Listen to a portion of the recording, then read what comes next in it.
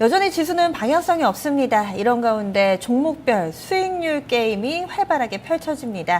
과연 시장은 어느 쪽으로 방향성을 잡을까요? 내일장 미리 보기에서 힌트를 찾아보시죠. KTB 투자증권 김윤서 연구원과 이야기 나누겠습니다. 안녕하세요. 네, 안녕하세요. 네, 먼저 내부 변수부터 보겠습니다. 오늘 계속해서 좀 실적 발표 나오고 있고요. 이에 가려져서 우리가 못 보고 있는 부분들도 있을 것 같아요. 좀 꼼꼼하게 체크를 해주시죠. 네, 우선 지금 이제 실적 시즌이 본격적으로 시작을 했기 때문에 계속해서 지금 개별 기업들의 어떤 실적에 계속해서 관심이 모아지고 있는 것 같습니다. 일단 그 시장 전체만 놓고 봤을 때는 좀 방향성이 없다라고 좀 말씀을 드릴 수 있을 것 같고, 이러한 부분이 내일까지 이제 주 마지막 날인데 내일까지 조금 이어질 가능성이 높다라고 좀 보고 있습니다. 그 이제 2분기 실적이 발표되는데 이제 뭐 이제 2분기 때 좋을 거라고 예상됐던 그런 종목들 같은 경우에는 이제 실적이 실제로 좋은 결과가 나오고, 그 결과를 확인한 뒤에 오히려 좀 차익 매물 압력이 높아지면서 좀 낙폭을 좀 키우는 그런 모습을 볼 수 있는데, 투자자 여러분들께서도 이제 2분기 때 실적이 좀 좋아질 거라고 미리 좀 알려진, 다시 말해서 좀 현재 가격에 좀 2분기 후 실적이 반영된 종목들은 오히려 이제 실적이 나온 뒤에 좀 재료 소멸 관점에서 좀 차익을 실현하시는 그런 전략으로 좀 활용을 하시는 게 좋을 것 같고요. 이제 다시 초점을 좀 3분기 쪽으로 넘어갈 것 같으니까 2분기 실적 발표할 때 이제 또 3분기 전망 그리고 가이던스가 좀 좋은 그런 업종 중심으로 좀 대응을 하시는 것이 좀 필요할 것 같습니다. 그리고 이제 계속해서 환율입니다. 그 달러화 강세, 그리고 이제 그 금이나 뭐 원유를 포함해서 이제 상품 가격의 약세가 좀 종합적으로 나타나면서 달러가 계속해서 강하고, 이에 따라서 지금 원달러 환율이 다시 좀 상승하고 있는 모습인데요.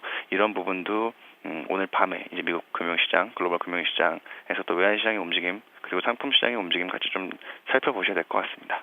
KTB 투자증권에서는 올해 원달러 환율 밴드 어떻게 설정하고 계신가요? 저희는 그 연말까지 조금 이제 지금 약간 좀 오버슈팅 구간이라고 생각을 하고 있고요. 연말까지는 한 1120원 정도 다시 좀 돌아오지 않겠느냐라고 좀 생각을 하고 있습니다. 알겠습니다. 지금 좀 단기에 상당히 좀 원달러 환율이 많이 올라서 이 부분에 대해서 우려를 하고 계실 텐데 앞으로 움직임 좀 더 보셔야겠고요. 그럼 이번에 해외로 눈을 돌려볼게요. 해외 변수는 어떤 것들 있나요?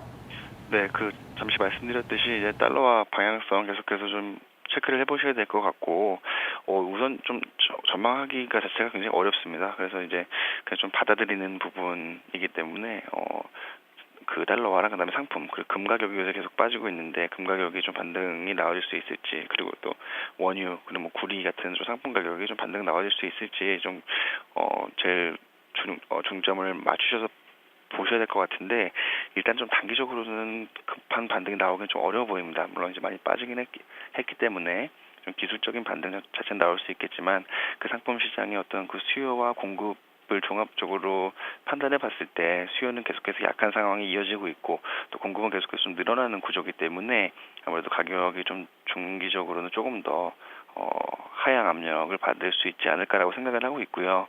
그렇게 될 경우에는 좀 달러 강세가 생각보다 조금 더 지속이 될 수 있을 것 같습니다. 그래서 이런 부분을 체크를 하시면 이제 다음 날 내일 이제 투자 전략을 세우시는데 좀 도움이 될 것 같고, 그다음에 이제 미국에서도 계속해서 실적이 발표가 되고 있는데, 내일 발표되는 기업들 중에서는 그 캐터필러랑 셀젠의 실적에 조금 주목을 하셔야 될 것 같습니다.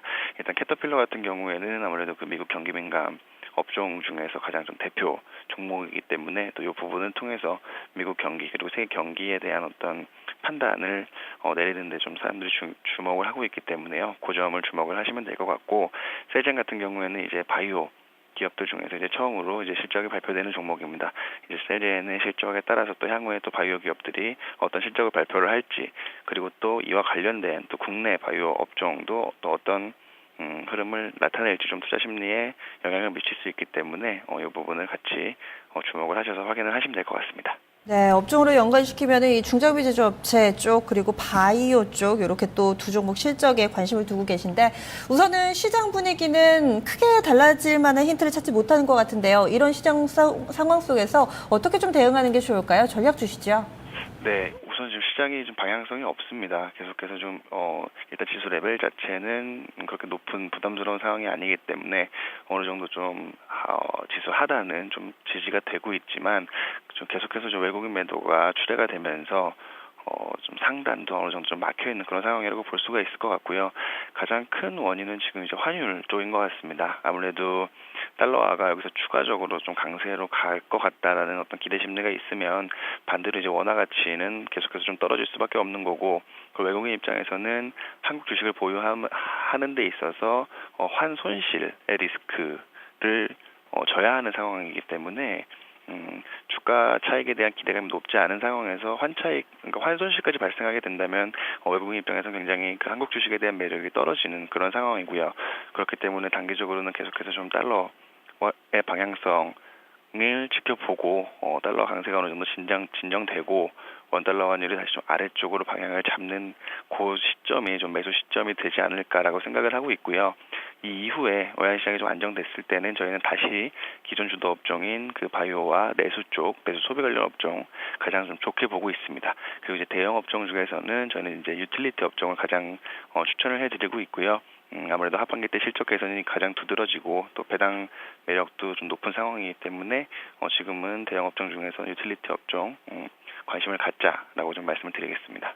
네, 뭔가 방어적인 성격의 종목들 보고 계신 것 같네요. 알겠습니다. 고맙습니다. 네, 고맙습니다. 네. 현재 장 마감 앞두고 시장 분위기 눈에 띄는 점들이 있다면요. 양시장에서 기관이 매수 전환이 임박해 있는 상황입니다. 지금 매도폭 대체로 마무리가 되고 있고요. 지금 양시장에서 잘하면 기관이 좀 매수로 마무리 지을 수 있을 것 같습니다. 그리고 2시 후반대 되면서 원달러 환율이 상승폭을 훨씬 더 빠르게 키우고 있습니다. 현재는 12원 급등하는 흐름 나타내고 있는데요. 그럼 지금부터 동시효과 중개석 짚어보도록 하겠습니다. 잠시 후 2부로 이어가겠습니다.